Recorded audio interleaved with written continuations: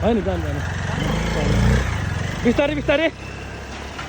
हाम्रो धर्मदेवी नगरपालिकाको पूर्व मेयर साहब रमेश जिमी, उहाँ चाहिँ आज हेलाबेसीको पुलबाट बाइक तारेर गइसक्नुभयो। बाइक त के उहाँको बाइक कुदाइ त मैले त मेयर साहबलाई बाइक कुदाउने भन्दा पनि रकेट नाम पो उपनाम पो राख्ने सोच बनाएको छु। उहाँको बाइक कुदा हेर्दाखेरि रकेट त्यस्तो कुद्दैन होला, बरु त्यस्तो एक्सपिरियन्स कुदाउनु हुँदो रहेछ। अब खुसी नै लाग्यो मलाई। ठिकै छ मेयर साहब। यो चाहिँ अरुण नदी हेलाबेसीको उहाँबाट बगेर गइरहेको छ।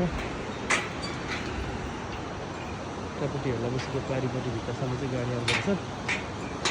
अब हाम्रो मेयर साहब बाइक बरतिर पनि पुलबाट उठेर आउँदै हुनुहुन्छ।